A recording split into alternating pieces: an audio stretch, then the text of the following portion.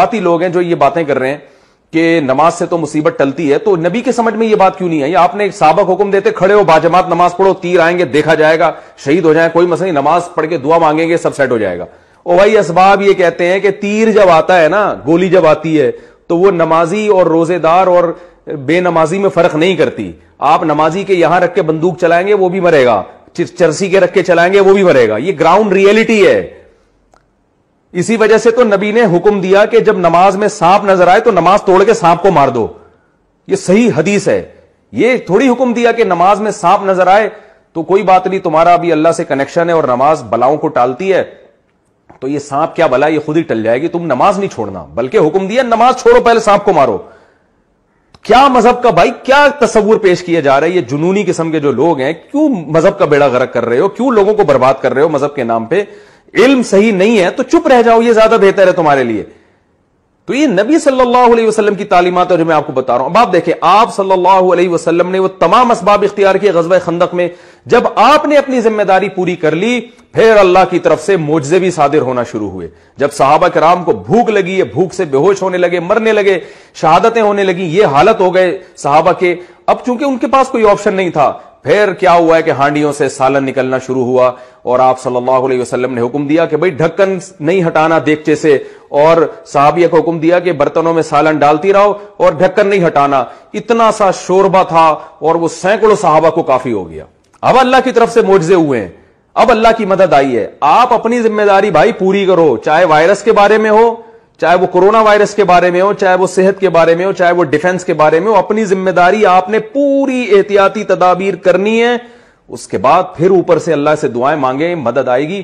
پیڑے کھانے کے بعد آپ دعا مانگو گے, مدد نہیں آتی اللہ تعالیٰ کی, مرواؤ گے آپ لوگوں کو.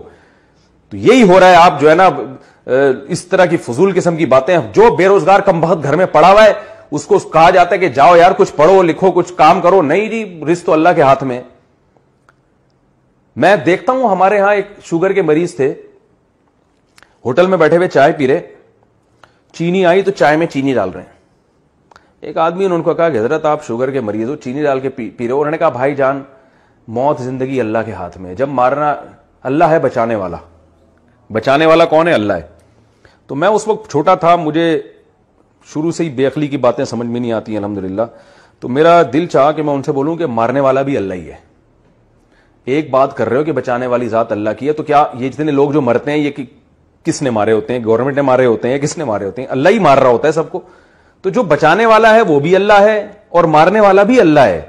اور اللہ کا قانون یہ ہے کہ جو کوشش کرتا ہے اکثر اس کو بچا لیا جاتا ہے, جو کوشش نہیں کرتا وہ اکثر مر جاتے ہیں. آپ دیکھیں یورپ میں لوگوں کی جو طبعی عمر ہے نا وہ بڑھ گئی ہے, اس لیے کہ وہ اپنی صحت کا بہت خیال کرتے ہیں, اس لیے ان کی جو بوڑھے بہت دیر سے ہوتے ہیں. ہمارے ہاں 60 سال کے آدمی کو دیکھو آپ. میں تو سفر میرے باہر ملکوں کے شروع ہو رہے ہیں, بہت کچھ ہم نے ان ملکوں کے بارے میں سنا ہوا تھا, لیکن جب وہاں جا کے دیکھا تو بالکل اپوزٹ پایا ہم نے.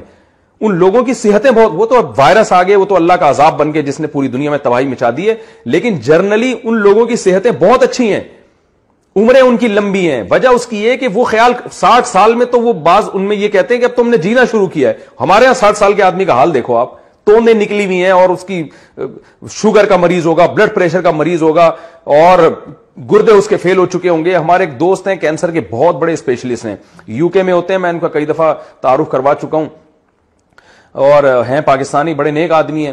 کہتے ہیں کہ مجھے کہنے لگے کہ یار مفتی صاحب پاکستان کے بارے میں رپورٹ یہ تھی کہ یہاں کینسر کے مریض بہت کم ہیں اور یو ایس اے میں اور یو کے میں بہت زیادہ ہیں.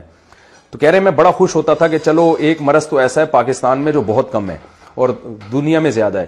کہنے جب میں پاکستان آیا اور میں نے ہسپتالوں کا وزٹ کیا تو پتا چلا کہ یہاں کینسر کی بیماری بہت زیادہ ہے, صرف زیادہ نہیں بہت سے بھی زیادہ ہے.